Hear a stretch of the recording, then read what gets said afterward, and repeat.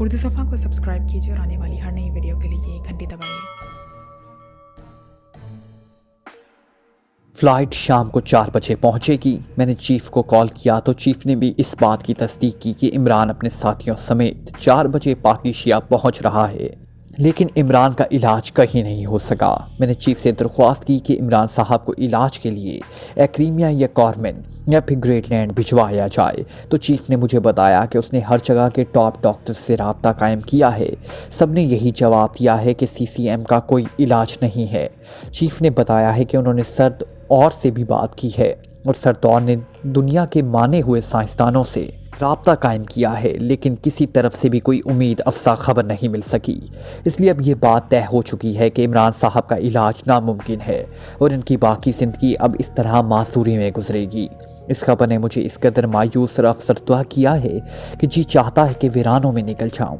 मैं सदीकी के पास गया तो वहाँ चौहान और नोमानी भी मौजूद थे। उन्हें भी तुम्हारी तरह इस बात का इल्म नहीं था। मैंने जब उन्हें तफसील बताई तो उनकी हालत भी मेरे जैसी हो गई।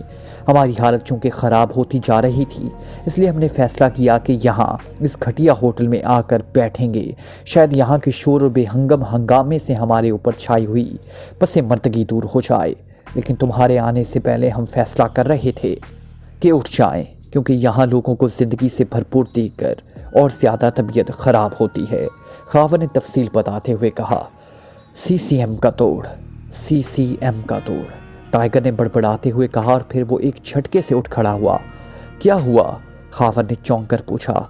बाकी साथी भी टाइगर के इस तरह उठने पर चौंक पड़े। CCM का तोड़, अब मिलना चाहिए। बॉस मासूर नहीं रह सकता। टाइगर ने इस तरह बड़बड़ाते हुए कहा और फिर तेज़ी से मुड़कर हाल के बैरूनी दरवाजे की तरफ बढ़ गया। अल्फाज इसके मुंह से लाशऊरी तौर पर निकल रहे थे, वरना उसे खुद भी मालूम न था वो क्या कह रहा है। जब उसने ये खबर सुनी थी, उसका जहन मुसलसल धमाकों की जद में था। वो कभी सोच ही ना सकता था कि इमरान साहब का ये हाल भी हो सकता है। वो इसी तरह लाशऊरी की कैफियत में पार्किंग पहुंचा और उसने कार स्टार्ट करके उसे होटल से बाहर निकाला और चंद लम्हों बाद उसकी कार इंतहाई तेज़ रफ्तारी से सड़क पर दौड़ती हुई आगे बढ़ती चली जा रही थी। उसके हाथ पैर मेकानिकी अंदाज में चल रहे थे। उसकी आंखें तो खुली हुई थी, लेकिन जहन ना जाने किस तरफ था कि अचानक उसके कानों में कार के टायरों की तवील चीख पड़ी और उसके साथ ही उसके जिस्म को एक जोरदार झटका लगा। तो यकलख्त उसे ऐसे महसूस हुआ जैसे वो नींद से जाग गया हो। इसी लम्हे उसने लोगों को सड़क के दोनों तरफ से अपनी कार की तरफ भागते देखा तो उसके जहन पर जैसे फिल्म का मंजर उभरने लगा। उसे याद आ गया कि एक बूढ़ा आदमी अचानक फुटपाथ से उतरकर सड़क क्रॉस करने लगा था और उसने पूरी कुव्वत से खुद ब खुद ब्रेक लगाए थे। और फिर आखिरी मंजर इस बूढ़ी की कार के बोनट से टकरा कर गिरने का मंजर उसके जहन पर उभरा और उसके साथ ही जैसे उसे पूरी तरह होश आ गया। उसने बिजली की सी तेज़ी से कार का दरवाज़ा खोला और नीचे उतरकर वो कार के सामने की तरफ बढ़ा और उसने बूढ़े को कार का सहारा लेकर उठते हुए देखा। आपको चोट तो नहीं आई बुजुर्गो? टाइगर ने जल्दी से बूढ़े को उठाते हुए कहा। अल्लाह ताला का शुक्र है, उसने बचा लिया है, बूढ़े ने आहिस्ता से करहाते हुए लहजे में कहा। उसी लम्हे बेशुमार लोग वहां पहुंच गए। ओह सर प्रोफेसर फासिल, आप मैं आपको कॉलेज का शागिर्द हूं, अब्दुल अली। टाइगर ने यकलख्त इस बूढ़े को पहचानते हुए कहा। अब्दुल अली? ओह हाँ, मुझे याद आ गया। बहरहाल तुम्हारा शुक्रिया अब्दुल अली, बूढ़े ने खुड़े होते हुए कहा। तो टाइगर ने जल्दी से दोनों हाथों से बूढ़े के कपड़े झाड़ने शुरू कर दिए। लोगों ने जब बूढ़े को खड़े और होशो हवास में देखा तो वो सब वापस चले गए। आइए कार में आ जाइए, आप जहाँ जा रहे हैं मैं आपको छोड़ देता हूँ, टाइगर ने कहा और फिर बूढ़े को बाजू से पकड़कर उसने फ्रंट सीट पर बिठा दिया और खुद तेज़ी से घूमकर वापसी ड्राइविंग सीट पर बैठ गया। दूसरे लम्हे उसने कार आगे बढ़ा दी। बूढ़ा प्रोफेसर निशित से सर टिकाए अब लंबे लंबे सांस ले रहा था। अल्लाह ताला ने बचा लिया, वरना शायद आज मेरा आखिरी वक्त आ गया था। बहरहाल वो तो आना ही है, लेकिन इंसान बहरहाल मौत से हर हालत में बचना चाहता है। प्रोफेसर ने यखलक सीधे होते हुए टाइगर से मुखातिब होकर कहा, मौत तो अपने वक्त ही आनी है जनाब। बहरहाल शुक्र है कि आप बच गए। मेरा जहन ठीक ना था, मुझे तो मालूम ही ना हो सका।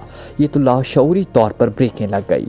टाइगर ने कहा, मैं भी चूंकि सोच में गुम था और इस सोच में ना जाने कब पे सड़क पर उतर आया। ये तो मुझे उस वक्त होश आया जब मैं नीचे गिरकर उठ रहा था। प्रोफेसर ने कहा, आपने कहाँ तशरीफ़ ले जाना है? टाइगर ने पूछा। रोज़ कॉलोनी, वहाँ मेरी रिहाइश है, यहाँ से करीब ही है। प्रोफेसर ने कहा तो टाइगर ने इस्बात में सर हिला दिया। तुम क्या कर रहे हो आजकल? तुम्हारा ये लिबास तो बता रहा है कि तुम किसी अच्छे ओहदे पर नहीं हो। प्रोफेसर ने कहा तो टाइगर बेइख्तियार मुस्कुरा दिया। आप मेरे लिबास से अंदाज़ा न लगाएं मोहतरम, आपका शागिर्द गलत काम नहीं कर सकता। मैं खुफिया सरकारी एजेंसी से मुतल्लिक हूँ और इस सिलसिले में ऐसा लिबास पहना करता हूँ। टाइगर ने मुस्कुराते हुए जवाब दिया। ओहो, फिर तो खुदा का शुक्र है, वरना मुझे अफसोस हो रहा था कि मेरा होनहार शागिर्द ज़ाया हो चुका है। लेकिन तुम साइंस के तालिब इल्म थे, तो क्या अब साइंसदान भी खुफिया एजेंसियों में काम करने लगे हैं? प्रोफेसर ने कहा। इसी लम्हे टाइगर ने कार रोज़ कॉलोनी की तरफ जाने वाली सड़क पर मोड़ दी।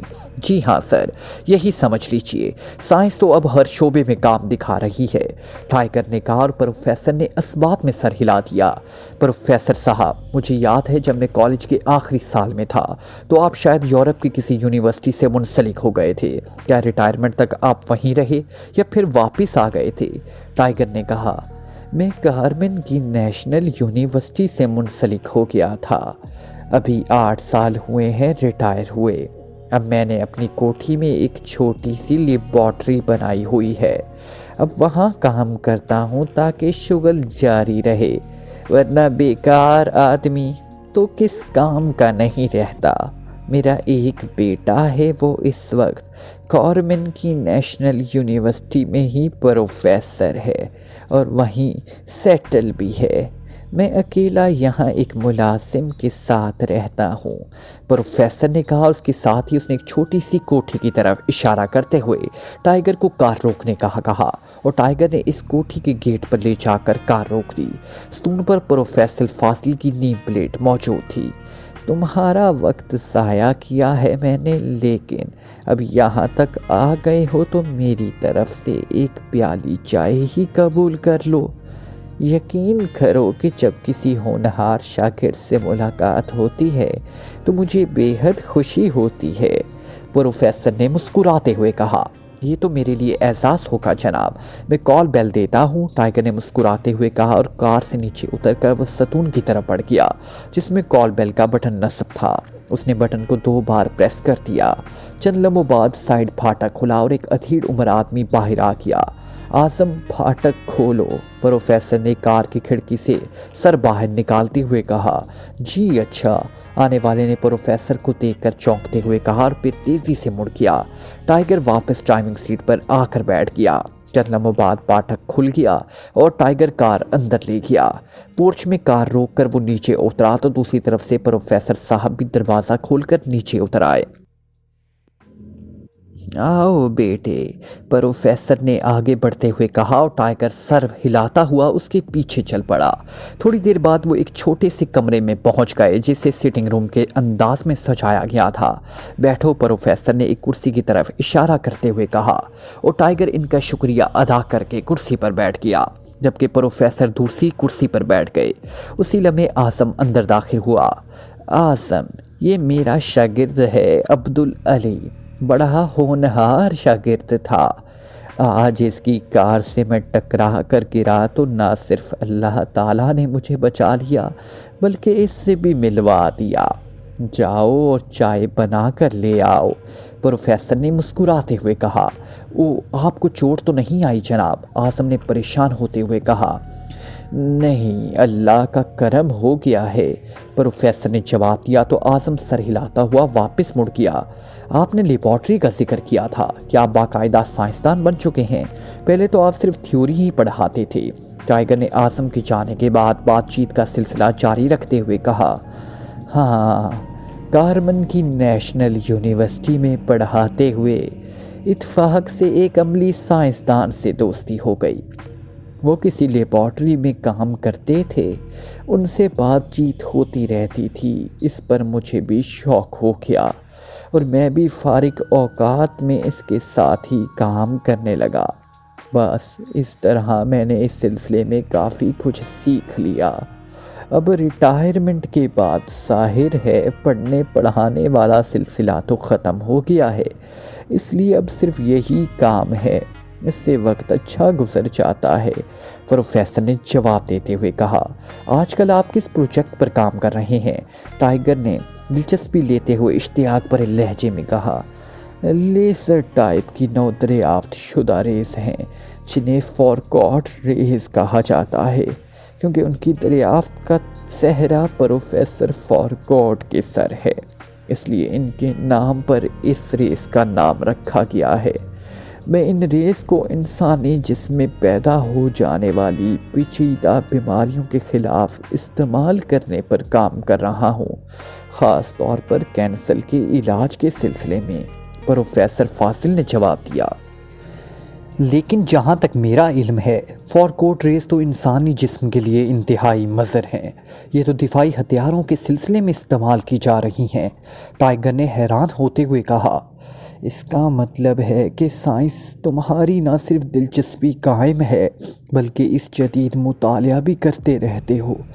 مجھے یہ سن کر واقعی خوشی ہوئی ہے، ورنہ یہاں تو اچھے سائنسدانوں کو فورکوٹ ریز کا نام تک معلوم نہیں ہے۔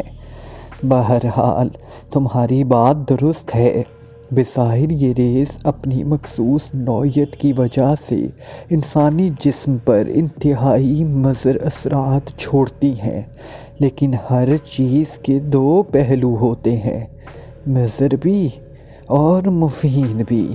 فورکوٹ ریز جہاں انسانی جسم کے لیے مضر ہیں، وہاں بہت سی بیماریوں کے علاج کے لیے انتہائی مفید بھی ثابت ہو رہی ہیں۔ بہرحال ابھی تو صرف ریسرچ ہے، عملی طور پر اس سلسلے میں کسی نتیجے پر پہنچنے میں تو ابھی بہت وقت پڑا ہے، پروفیسر نے جواب دیتے ہوئے کہا۔ پروفیسر صاحب، کیا CCM کا توڑ بھی دریافت ہو سکا ہے؟ اچانک ٹائیگر نے پوچھا۔ اسے اچانک خیال آ گیا تھا کہ پروفیسر سے بات تو کی جائے۔ CCM کا توڑ؟ کس قسم کا توڑ؟ پروفیسر فاضل نے چونک کر پوچھا۔ CCM کی صفت ہے کہ وہ انسانی اعصاب کو مکمل طور پر جامد کر دیتی ہے۔ آج تک اس کا کوئی توڑ دریافت نہیں ہو سکا۔ میں جس خفیہ ایجنسی سے متعلق ہوں، وہاں میرے ایک استاد ہیں، ان پر ان کے دشمنوں نے CCM استعمال کر دی ہے، جس کی وجہ سے وہ دونوں ٹانگوں سے معذور ہو گئے ہیں۔ میرے استاد، جن کا نام علی عمران ہے، بہت عظیم آدمی ہے۔ میں اس سلسلے میں پریشان تھا کہ آپ سے کار ٹکرا گئی، کاش ان کا کوئی علاج ہو سکتا، ٹائیگر نے کہا۔ CCM کا کوئی توڑ میں نے سنا نہیں ہے، اور نہ ہی مجھے کبھی اس کا خیال آیا ہے، لیکن اب تمہارے کہنے کے بعد مجھے خیال آ رہا ہے کہ فورکوٹ ریز کو اس کے توڑ کے لیے آزمایا جا سکتا ہے، پروفیسر نے کہا تو ٹائیگر پہ اختیار اچھل پڑا۔ کیسے؟ محترم جلدی بتائیے، کس طرح؟ ٹائیگر نے انتہائی بے چین لہجے میں کہا۔ میں نے اپنے طور پر فورکوٹ ریز پر اس قدر ریسرچ کر لی ہے کہ وہ انسانی جسم میں موجود کینسر سے مردہ ہو جانے والے خلیات میں تحریک پیدا کر لیتی ہے۔ گو میں نے کبھی کسی انسان پر تو اس کا تجربہ نہیں کیا، لیکن جانوروں پر کامیاب تجربہ کر چکا ہوں، اور CCM کی بھی بالکل ویسی ہی خصوصیت ہے جیسی کینسر کی۔ کینسر خلیات اور اعصاب کو مردہ کر دیتا ہے، جبکہ CCM اعصاب کو منجمد کر دیتی ہے۔ اگر کینسر کے مردہ خلیات میں تحریک پیدا کی جا سکتی ہے تو منجمد اعصاب میں تحریک زیادہ آسانی سے پیدا کی جا سکتی ہے، پروفیسر نے کہا۔ لیکن اس کے مضر اثرات وہ کیسے دور کریں گے؟ ٹائیگر نے بے چین سے لہجے میں کہا۔ اس کی فکر مت کرو، میں نے ایک ایسا محلول ایجاد کیا ہے جسے اگر خون میں شامل کر دیا جائے تو انسانی خون پر فارکوٹ ریس کے اثرات ایک محدود وقت تک نہیں ہوتے، کیونکہ فارکوٹ ریس کے مضر اثرات خون پر ہی مرتب ہوتے ہیں اور خون میں ہی ایسی مہلک کیمیائی تبدیلیاں پیدا ہو جاتی ہیں کہ انسان فوراً ہلاک ہو جاتا ہے۔ لیکن یہ صرف میری سوچ ہے، ہو سکتا ہے کہ درست ثابت نہ ہو، پروفیسر نے کہا۔ اسلم اعظم ٹرے اٹھائے اندر داخل ہوا۔ ٹرے میں چائے کی 2 پیالیاں اور ایک پلیٹ میں بسکٹ رکھے ہوئے تھے۔ اس نے ایک پیالی ٹائیگر کے سامنے اور دوسری پروفیسر کے سامنے رکھی اور پھر بسکٹوں والی پلیٹ درمیان میں رکھ کر وہ مڑا اور پھر دروازے کی طرف بڑھ گیا۔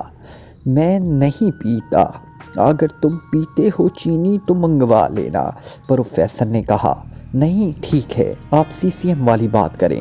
کیا ایسا ہو سکتا ہے کہ آپ پہلے مجھ پر سی سی ایم استعمال کریں اور پھر فارکوٹ ریس؟ اس طرح تجربہ ہو جائے گا، ٹائیگر نے بے چین سے لہجے میں کہا۔ تم پر؟ نہیں، یہ کیسے ہو سکتا ہے؟ اگر میرا تجربہ ناکام رہا تو تم بھی معذور ہو سکتے ہو۔ نہیں، یہ ناممکن ہے، پروفیسر نے کہا۔ پھر کس طرح تجربہ ہو سکتا ہے؟ ٹائیگر نے بے چین سے لہجے میں کہا۔ تمہارے استاد پر ہو سکتا ہے، وہ تو پہلے ہی سی سی ایم کا شکار ہو چکے ہیں۔ اگر فارکوٹ ریس نے کام دکھایا تو وہ ٹھیک ہو جائے گا، نہ بھی ہوا تو بہرحال وہ تو پہلے سے ہی شکار ہے، پروفیسر نے کہا۔ نہیں پروفیسر صاحب، ہو سکتا ہے کہ تجربہ ناکام ہونے سے کوئی اور اثرات پیدا ہو جائیں اور عمران صاحب کو میں معمولی سی تکلیف بھی نہیں پہنچا سکتا، اس لیے آپ مجھ پر ہی یہ تجربہ کریں، ٹائیگر نے منت کرتے ہوئے کہا۔ حیرت ہے کہ اس دور میں بھی تم جیسے لوگ موجود ہیں جو دوسروں کی خاطر اپنی زندگی داؤ پر لگا سکتے ہیں۔ آفرین ہے تم پر۔ بہرحال جو کچھ تم کہہ رہے ہو وہ میں نہیں کر سکتا، البتہ ایک کام اور ہو سکتا ہے کہ میں جانور پر سی سی ایم استعمال کر کے پھر فارکوٹ ریس کا تجربہ کر دیکھوں۔ میرے پاس ایک بندر کا بچہ موجود ہے، اس پر یہ تجربہ کیا جا سکتا ہے۔ وہ میرا پالتو ہے اور اس سے بےحد مانوس ہوں، لیکن بہرحال وہ انسان سے زیادہ قیمتی نہیں ہے، اور اگر تجربہ کامیاب ہو گیا تو یہ بہت بڑی دریافت ہوگی، پروفیسر نے کہا۔ آپ کا شکریہ پروفیسر صاحب، آپ نے تجربے کے لیے اپنے پالتو بندر کا انتخاب کیا، لیکن آپ اپنے پالتو بندر کی بجائے عام بندر پر تجربہ کریں۔ میں آپ کو ابھی مارکیٹ سے بندر لا دیتا ہوں، ٹائیگر نے کہا۔ مارکیٹ سے؟ تو کیا یہاں بندروں کی بھی کوئی مارکیٹ ہے؟ پروفیسر نے حیران ہوتے ہوئے کہا۔ کیا چیز نہیں بکتی؟ آپ بے فکر رہیں، مجھے اجازت دیں، میں بندر لے آتا ہوں۔ آپ اس دوران تجربے کی تیاری کریں، ٹائیگر نے اٹھتے ہوئے کہا۔ ٹھیک ہے، لے آؤ، پروفیسر نے کہا تو ٹائیگر اٹھ کر تیزی سے دروازے کی طرف بڑھ گیا۔ اس کو نہ جانے کیوں امید سی لگ گئی تھی کہ اللہ تعالیٰ اپنا فضل کر دے گا۔ تھوڑی دیر بعد اس کی کار شہر کے اس علاقے کی طرف خاصی تیز رفتاری سے بڑھی چلی جا رہی تھی جہاں اس قسم کے جانور فروخت کیے جاتے تھے۔ پھر اس کو واپس پروفیسر کی کوٹھی تک پہنچنے میں 2 گھنٹے لگ گئے۔ اس نے مارکیٹ سے 2 بندر اور 2 خرگوش خرید لیے تھے اور پھر چاروں کے پنجرے اس نے کار کی اوپری سیٹ پر رکھے ہوئے تھے تاکہ اگر ایک جانور پر تجربے کے دوران گڑبڑ ہو جائے تو دوسرے پر کام کیا جا سکے۔ کوٹھی کے گیٹ کے سامنے کار روک کر وہ نیچے اترا، پھر اس نے آگے بڑھ کر کال بیل کا بٹن پریس کر دیا۔ چند لمحوں بعد اعظم باہر آ گیا۔ آپ آ گئے، میں پھاٹک کھولتا ہوں، پروفیسر صاحب نے مجھے ہدایات دے دی ہیں، اعظم نے کہا اور مڑ کر اندر چلا گیا۔ ٹائیگر واپس آ کر ڈرائیونگ سیٹ پر بیٹھ گیا۔ چند لمحوں بعد پھاٹک کھل گیا اور ٹائیگر کار اندر پورچ میں لے گیا۔ پھر کار سے اتر کر اس نے کار کا اوپری دروازہ کھولا اور بندروں اور خرگوش کے پنجرے باہر نکال کر رکھ لیے۔ اس دوران اعظم بھی پھاٹک بند کر کے آ گیا اور حیرت سے ان پنجروں کو وہ دیکھ رہا تھا۔ پروفیسر صاحب کہاں ہیں؟ ٹائیگر نے اعظم سے پوچھا۔ وہ نیچے تہہ خانے میں ہیں، انہوں نے کہا ہے کہ جیسے ہی آئیں تو میں آپ کو وہیں لے آؤں۔ کیا یہ پنجرے بھی وہیں لے جانے ہیں؟ اعظم نے کہا۔ ہاں، ایک پنجرا تم اٹھا لو، ایک میں اٹھا لیتا ہوں، ٹائیگر نے کہا تو اعظم نے خرگوشوں والا پنجرا اٹھا لیا جبکہ بندروں والا پنجرا ٹائیگر نے اٹھا لیا، اور پھر اعظم کی رہنمائی میں وہ ایک چھوٹے سے تہہ خانے میں پہنچ گیا جسے واقعی سائنسی لیبارٹری کی شکل دے دی گئی تھی۔ اوہ، یہ تو تم کافی سارے جانور لے آئے ہو، प्रोफेसर ने पिंजरे को देखते हुए कहा। मैंने सोचा कि अगर तजर्बे के दौरान गड़बड़ हो जाए तो दूसरा तजर्बा करने के लिए मौजूद हो। खरगोश इसलिए ले आया हूँ कि शायद आप इन पर तजर्बा करना चाहें, टाइगर ने कहा। हाँ, इन पर भी हो सकता है, लेकिन मैं पहले बंदर पर तजर्बा करूँगा। इसमें असरात वाज़ेह तौर पर सामने आ जाएंगे, प्रोफेसर ने जवाब दिया और टाइगर ने इस बात में सर हिला दिया। क्या आप तजर्बे की तैयारी कर चुके हैं? टाइगर ने पूछा। हाँ, और इस तजर्बे में तुम मेरी मदद करोगे, प्रोफेसर ने कहा। दिलो जान से प्रोफेसर साहब, टाइगर ने मुसरत भरे लहजे में कहा। और फिर प्रोफेसर ने पिंजरे से एक बंदर को बाहर निकालने के लिए कहा तो टाइगर ने एक बंदर को बाहर निकाल लिया। बंदर बुरी तरह भड़क रहा था और साथ ही चीख चीख कर रहा था, लेकिन टाइगर ने उसे दोनों हाथों से पकड़ रखा था। प्रोफेसर ने मेज़ पर मौजूद एक सुरंज उठाई और इसकी मोटी सी कैप हटाकर उसने सुई बंदर के कूल्हे पे उतार दी। ओह, मुझे रास्ते में ख्याल आ रहा था कि सीसीएम तो आपके पास मौजूद ना होगा, लेकिन शुक्र है मौजूद है, टाइगर ने कहा।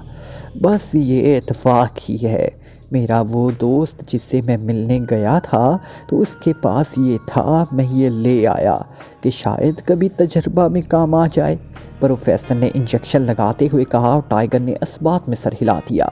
सुरंज में मौजूद महलूल की मखसूस तादाद इंजेक्ट करके प्रोफेसर ने सुई बाहर निकाली और फिर इस सुई पर कैप चढ़ाकर उन्होंने सुरंज वापस मेज़ पर रख दी। चंद लम्हों बाद बंदर का निचला धड़ बेहिस्सो हरकत होता चला गया, अलबत्ता उसका ऊपर वाला धड़ ठीक था। उसके दोनों हाथ रस्सी से बांध लो, प्रोफेसर ने कहा और एक दराज से रस्सी निकालकर टाइगर को दे दी। तो टाइगर ने रस्सी लेकर बंदर के दोनों हाथ बांध दिए। अब उसे उठाकर उधर ले आओ ताकि इस पर फॉरकोट रेस का तजर्बा किया जा सके, प्रोफेसर ने कहा और एक तरफ रखी हुई मेज़ की तरफ इशारा किया जिस पर एक अजीब सी साख्त का लैंप मौजूद था। इस लैंप पर ऐसा शीशा लगा हुआ था जैसे मक्खियों का छत्ता हो। टाइगर ने मेज़ पर बंदर को लेटा दिया। प्रोफेसर ने एक अलमारी खोली और इसमें एक बड़ी सी बोतल निकाली। इसमें सरसब्ज रंग का महलूल था। उन्होंने बोतल मेज़ पर रखी और फिर दराज से एक सुरंज निकालकर उसे खोला और फिर बोतल का ढक्कन खोलकर उन्होंने थोड़ा सा महलूल सुरंज में भरा और फिर बोतल का ढक्कन लगाकर उसे वापस अलमारी में रख दिया। सुरंज पर उन्होंने सुई लगाया दी थी। वापस आकर उन्होंने सुरंज उठा ली और इसकी सुई से कैप हटाकर उन्होंने उसे बंदर के बाजू में उतार दिया और फिर आहिस्ता आहिस्ता सुरंज में मौजूद महलूल इंजेक्ट करने लगा। जैसे जैसे महलूल इंजेक्ट हो रहा था बंदर का जिस्म ढीला पड़ता जा रहा था और फिर वो बेहोश हो गया। ये तो बेहोश हो गया है, टाइगर ने परेशान से लहजे में कहा। हाँ, अब ये 1 घंटे तक बेहोश रहेगा, लेकिन इस 1 घंटे में फॉरकोट रेस के असरात इस पर कोई असर ना करेंगे, प्रोफेसर साहब ने जवाब दिया और टाइगर ने इस बात में सर हिला दिया। महलूल इंजेक्ट करके अब प्रोफेसर साहब ने सुरंज एक टोकरी में रख दी। अब कितनी देर बाद आप रेस इस्तेमाल करेंगे, टाइगर ने कहा। 10 मिनट बाद, ताकि महलूल पूरी तरह असर कर ले, प्रोफेसर ने कहा और फिर वो एक और अलमारी की तरफ बढ़ गए।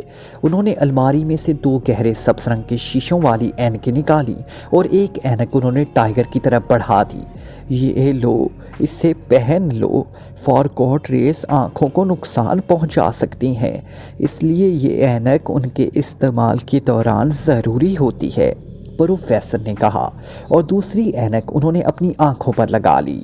टाइगर ने भी ऐनक पहन ली, लेकिन अब उससे कमरा गहरे सब्ज रंग में डूबा हुआ नजर आ रहा था। 10 मिनट बाद प्रोफेसर साहब ने इस लैंप के सिरे को, जो मक्खियों के छत्ते जैसे था, बंदर के निचले धड़ पर एडजस्ट करना शुरू कर दिया।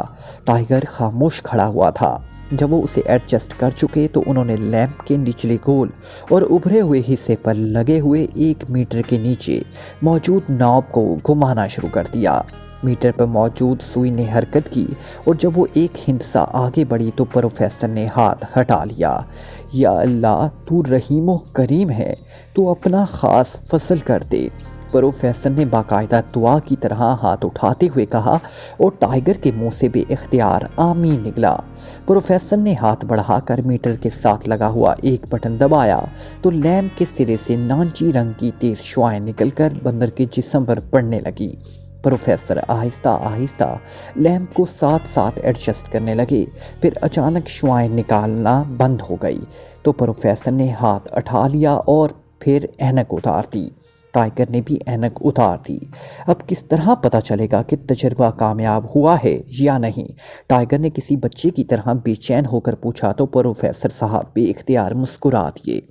1 گھنٹے بعد آؤ، پروفیسر نے کہا اور بیرونی دروازے کی طرف بڑھ گئے۔ پھر وہ واپس اسی سیٹنگ روم میں آ کر بیٹھ گئے۔ پروفیسر صاحب، کیا آپ کو یقین ہے کہ فارکوٹ ریس تحریک ضرور پیدا کریں گی؟ ٹائیگر نے بے چین سے لہجے میں کہا۔ میں تمہاری بے چینی سمجھتا ہوں، لیکن یہ تجربہ ہے، اس لیے کوئی حتمی رائے بھی نہیں دی جا سکتی۔ میرا خیال ہے کہ تحریک پیدا ہوگی، ہو سکتا ہے نہ ہو، اور ہو سکتا ہے کہ ہم اس کا توڑ تلاش کرنے میں کامیاب ہو جائیں۔ یہ سب اللہ تعالیٰ کے ہاتھ میں ہے، ہمارے ہاتھ میں کچھ بھی نہیں ہے۔ ہمارا کام صرف سوچنا اور پھر اس پر تجربہ کرنا ہے، پروفیسر نے عالمانہ انداز میں جواب دیتے ہوئے کہا، اور ٹائیگر نے اس بات میں سر ہلا دیا۔ پروفیسر صاحب شاید زیادہ چائے پینے کے عادی تھے، اس لیے انہوں نے اعظم کو بلا کر دوبارہ چائے کا کہہ دیا، لیکن ٹائیگر نے معذرت کر لی تو پروفیسر صاحب نے اس کے لیے جوس اور اپنے لیے چائے کا کہہ دیا، اور پھر 1 گھنٹہ گزارنا ٹائیگر کے لیے قیامت بن گیا۔ وہ بار بار گھڑی دیکھتا، لیکن اسے گھڑی کی سوئیاں ویسی کی ویسی ہی انہی ہندسوں پر کھڑی نظر آتی تھی۔ پھر وہ دل ہی دل میں اللہ تعالیٰ سے دعا مانگنا شروع کر دیتا۔ بہرحال خدا خدا کر کے 1 گھنٹہ گزرا تو وہ انتہائی بے چینی کے عالم میں پروفیسر کے ساتھ دوبارہ تہہ خانے میں گیا، جہاں بندر اسی طرح میز پر بے ہوش پڑا تھا۔ پروفیسر نے ایک الماری سے بوتل نکالی، اس کا ڈھکن ہٹا کر انہوں نے بوتل کا دہانہ بندر کی ناک سے لگا دیا، اور پھر بوتل ہٹا کر اس کا ڈھکن بند کر کے اسے سائیڈ میز پر رکھ دیا۔ ابھی چند لمحوں بعد یہ ہوش میں آ جائے گا اور پھر فیصلہ ہو جائے گا تجربے کا کیا نتیجہ نکلتا ہے، پروفیسر فاضل نے ایک طویل سانس لیتے ہوئے کہا، اور ٹائیگر نے ہونٹ بھینچتے ہوئے اسبات میں سر ہلا دیا۔ اس کی نظریں بندر پر جمی ہوئی تھی۔ تھوڑی دیر بعد بندر کے اوپر والے جسم میں حرکت کے تاثرات نمودار ہوئی، اور پھر آہستہ آہستہ وہ پوری طرح ہوش میں آ گیا۔ لیکن یہ دیکھ کر ٹائیگر کا دل ڈوب گیا کہ بندر کا نچلا دھڑ ویسے ہی بے حس و حرکت تھا، اس میں معمولی سی بھی حرکت نہ تھی۔ بظاہر تو تجربہ ناکام ہو گیا، لیکن مزید چیکنگ ضروری ہے، پروفیسر نے کہا، اور پھر اس نے ایک نشتر اٹھایا اور بندر کے نچلے دھڑ کی جگہ جگہ سے کاٹنا شروع کر دیا، لیکن بندر کا نچلا جسم ویسے ہی بے حس و حرکت رہا۔ سوری بیٹے، اللہ تعالیٰ کو یہی منظور تھا، میرا آئیڈیا غلط ثابت ہوا۔ فارکوٹ ریس بھی CCM کی منجمد کیے ہوئے اعصاب میں کوئی معمولی سی تحریک بھی پیدا نہیں کر سکی۔ آخرکار پروفیسر نے خون آلودہ نشتر ایک طرف رکھتے ہوئے طویل سانس لے کر کہا، ٹھیک ہے پروفیسر صاحب، آپ نے بہرحال تجربہ کیا ہے، باقی تو وہی ہوتا ہے جو اللہ تعالیٰ کا منظور ہوتا ہے، آپ مجھے اجازت دیں، ٹائیگر نے کہا، اور پروفیسر نے اسبات میں سر ہلا دیا، اور پھر وہ ٹائیگر کو چھوڑنے پورچ تک آئے، اور ٹائیگر انہیں سلام کر کے کار لے کر ان کی رہائش گاہ سے باہر آ گیا۔ اس کا چہرہ لٹکا ہوا تھا اور اس کی حالت انتہائی خستہ ہو رہی تھی، لیکن ظاہر ہے وہ کیا کر سکتا تھا۔ وہ سیدھا اپنے ہوٹل پہنچا اور پھر کمرے میں جا کر بستر پر لیٹ گیا۔ اس کے ذہن میں مسلسل یہ سوچ کر دھماکے ہو رہے تھے کہ عمران جیسی شخصیت کو جب وہ معذوری کی حالت میں دیکھے گا تو اس کی کیا حالت ہوگی، لیکن ظاہر ہے قدرت سے کون لڑ سکتا ہے، وہ بھی مجبور تھا۔ خصوصی طور پر چارٹرڈ کیے گئے جہاز میں عمران کے ساتھ جولیا اور اس کے ساتھی موجود تھے، جوزف اور جوانا بھی ان کے ساتھ تھے۔ انہیں پرواز کرتے ہوئے کئی گھنٹے گزر چکے تھے اور اب وہ پاکیشیا پہنچنے کے قریب تھے۔ سارے راستے ماحول پر سوگواریت طاری رہی تھی۔ کو عمران نے مسلسل شگفتہ باتیں کر کے اس سوگواریت کو ختم کرنے کی کوشش کی تھی، لیکن یوں لگتا تھا جیسے وہ سب ہنسنا بھول چکے ہوں۔ تمہاری حالت دیکھ کر تو مجھے یوں لگتا ہے جیسے معصور میں نہیں تم لوگ ہوئے ہو۔ اب زندگی اسی کا نام ہے، اس کے باوجود میں اللہ تعالیٰ کی رحمت سے نا امید نہیں ہوں، عمران نے کہا۔ تم جو مرضی آئے کہتے رہو عمران، لیکن سچی بات تو یہ ہے کہ ہمارے دل ٹکڑے ہو چکے ہیں، ہم تمہارے جیسا دل کہاں سے لائیں، جولیا نے دھیمے لہجے میں کہا۔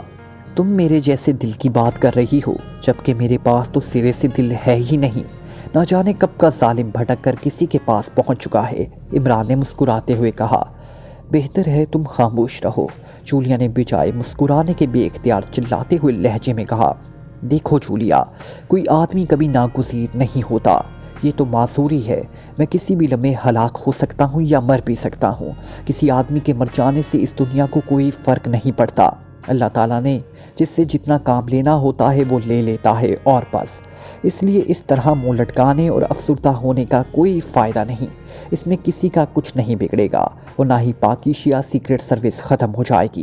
مجھے تو خوشی ہے کہ میرے ساتھی ابھی زندہ ہیں، اس لیے پاکیشیہ سیکرٹ سروس ابھی زندہ ہے، اور اللہ تعالیٰ کے فضل و کرم سے میں بھی ابھی زندہ ہوں اور از خود حرکت نہیں کر سکتا۔ تم لوگوں کو حرکت میں تو لا سکتا ہوں۔ عمران نے یخلق سنجیدہ لہجے میں کہا۔ جب وہ وقت آئے گا دیکھا جائے گا، ابھی ہمیں کچھ نہ کہو، جولیا نے جواب دیا، اور عمران تنویر کی طرح مڑ گیا جو سائیڈ سیٹ پر بیٹھا کسی رسالے کے مطالعہ میں مصروف تھا۔ تمہارا منہ کیوں لٹکا ہوا ہے؟ تم تو عملی آدمی ہو، عمران نے تنویر سے مخاطب ہو کر کہا۔ میں عملی آدمی ضرور ہوں، لیکن میرے اندر دل اور کھوپڑی میں دماغ بھی ہے۔ میں چاہے تم سے لاکھ لڑتا رہوں، لیکن اتنا میں بھی جانتا ہوں کہ جو کچھ تم ہو وہ کوئی اور کبھی نہیں ہو سکتا۔ تنویر نے انتہائی سنجیدہ لہجے میں جواب دیا تو عمران اس کے خلوص پر بے اختیار مسکرا دیا۔ عمران صاحب، میرا خیال ہے کہ آپ اس سلسلے میں کوئی روحانی امداد حاصل کریں، اچانک صفدر نے کہا۔ میری روح تو معذور نہیں ہوئی جو میں روحانی امداد لوں، عمران نے جواب دیا۔ نیک لوگوں کی دعاؤں میں بڑی تاثیر ہوتی ہے عمران صاحب، اللہ تعالیٰ کی ان پر نظر کرم ہوتی ہے، صفدر نے کہا۔ ہوتی ہے، لیکن اللہ تعالیٰ کی مشیت برحق ہے، ورنہ تو دنیا میں کوئی معذور نظر نہ آتا۔ بہرحال میں پھر بھی نا امید نہیں ہوں، عمران نے کہا، اور پھر اسی طرح کی باتوں میں وقت گزرتا چلا گیا، حتیٰ کہ پائلٹ نے پاکیشیہ دارالحکومت کے رن وے پر طیارے کی لینڈنگ کا اعلان کر دیا اور سب سنبھل کر بیٹھ گئے۔ انہوں نے بیلٹس باندھنا شروع کر دی۔ تھوڑی دیر بعد طیارہ لینڈ کر گیا اور کچھ دیر بعد وہ سب عمران سمیت نیچے اتر چکے تھے۔ عمران خصوصی ویل چیئر پر بیٹھا ہوا تھا اور پھر اس ویل چیئر سمیت وہ خصوصی ویگن میں بیٹھا اور پھر انہیں ایک طرف بنے ہوئے پبلک لاؤنج میں لایا گیا۔ ضروری مراحل سے گزرنے کے بعد جب وہ ایئرپورٹ کے پبلک ہال میں پہنچے تو وہاں سیکرٹ سروس کے باقی ارکان ٹائیگر سمیت موجود تھے۔ ماشاءاللہ ماشاءاللہ، آج مجھے اپنی اہمیت کا صحیح معنوں میں احساس ہوا۔ یہاں تو سب پہنچے ہوئے ہیں، عمران نے مسکراتے ہوئے کہا، اور پھر باری باری سب نے عمران کی تیمارداری کی اور اس کی معذوری پر افسوس کا اظہار کیا۔ عمران صاحب، اب آپ کہاں جائیں گے، فلیٹ پر یا رانا ہاؤس میں؟ صفدر نے پوچھا۔ سلیمان نے ایئرپورٹ پر نظر نہیں آ رہا، اس کا مطلب ہے کہ اس تک ابھی خبر نہیں پہنچی، اور اس تک نہیں پہنچی تو اماں بھی اور ڈیڈی تک یہ خبر نہیں پہنچی، اور میرے لیے سب سے بڑا مرحلہ اماں بھی اور ڈیڈی کا اس حالت میں سامنا کرنا ہے۔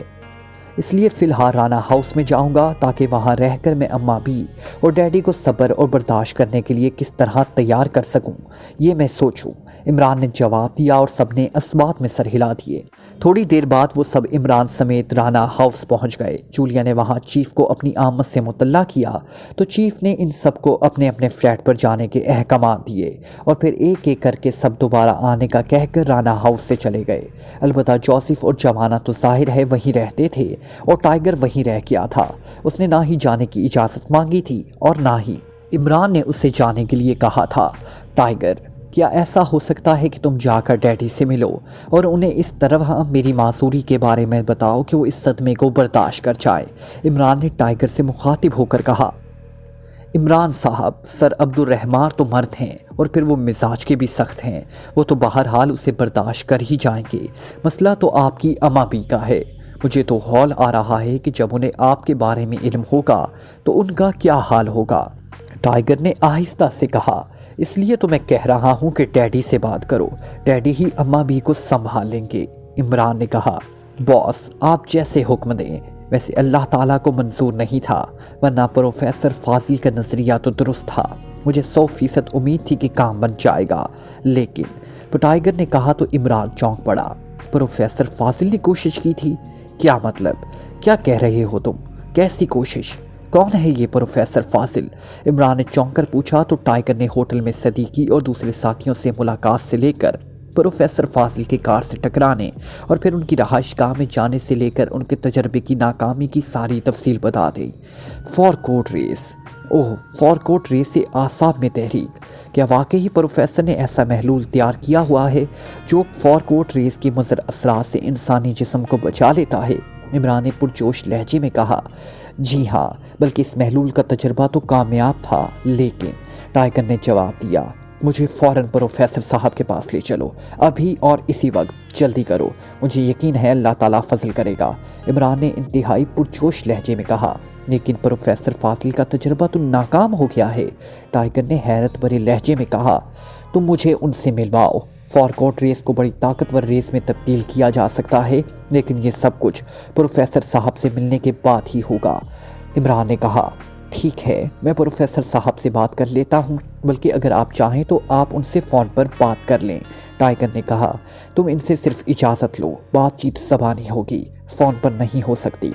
इमरान ने कहा, फिर इजाज़त क्या लेनी है, वो इंतहाई शफीक बुज़ुर्ग हैं, उन्होंने इनकार तो नहीं करना, बराह रास्त वहीं चले चलते हैं। टाइगर ने कुर्सी से उठते हुए कहा, नहीं, मुहज़्ज़ब अंदाज यही है कि पहले उनसे इजाज़त ली जाए।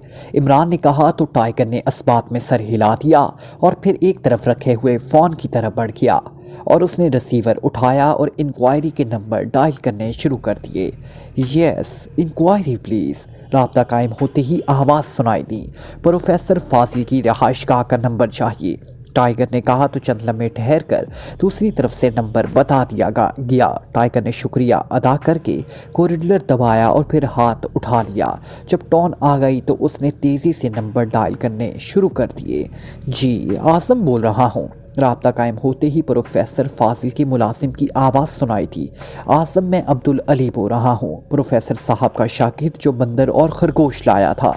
टाइगर ने अपनी शनाख्त कराते हुए कहा, जी साहब, मैं पहचान गया हूँ आपको, फरमाइए। दूसरी तरफ से कहा गया, प्रोफेसर साहब से बात कराओ, इंतहाई ज़रूरी बात करनी है। टाइगर ने कहा, जी अच्छा, होल्ड करें। दूसरी तरफ से कहा गया, हेलो, प्रोफेसर फाजिल बोल रहा हूँ। चंद लम्हों बाद प्रोफेसर साहब की मखसूस आवाज़ सुनाई दी, प्रोफेसर साहब, मैं अब्दुल अली बोल रहा हूँ, मेरे पास अली इमरान साहब पाकिशिया पहुँच गए हैं। मैंने उनसे आपके तजर्बे की बात की है तो वो फौरी तौर पर आपसे मिलना चाहते हैं। अगर आप इजाज़त दें तो मैं उन्हें लेकर आपकी रहायशगाह पर हाजिर हो जाऊँ। टाइगर ने कहा, वो इस तजर्बे के सिलसिले में मिलना चाहते होंगे, लेकिन तुमने उन्हें बताया नहीं कि तजर्बा तो नाकाम हो गया है। प्रोफेसर ने कहा, मैंने उन्हें बताया है, लेकिन उनका कहना है कि फॉरकोट रेस की ताकत बढ़ाई जा सकती है, वो इस सिलसिले में आपसे मिलना चाहते हैं। टाइगर ने कहा, फॉरकोट रेस की ताकत बढ़ाई जा सकती है, लेकिन फिर तो मेरा महलूल मुकाबला ना कर सकेगा। प्रोफेसर ने कहा, वो खुद आपसे इस सिलसिले में तफसील से बात करना चाहते हैं, प्लीज़ प्रोफेसर साहब। टाइगर ने मिन्नत भरे लहजे में कहा, अरे मेरा मतलब ये नहीं था कि मैं उनसे मिलना नहीं चाहता, मैं तो खुद उनसे मिलने का शाइक हूँ। तुम उन्हें लेकर फ़ौरन आ जाओ, मैं उनका खुश दिली से इस्तकबाल करूँगा। प्रोफेसर ने हंसते हुए जवाब दिया, ओके, बेहद शुक्रिया, हम हाजिर हो रहे हैं। टाइगर ने मुसरत भरे लहजे में कहा और खुदा हाफिज़ कहकर रिसीवर रख दिया।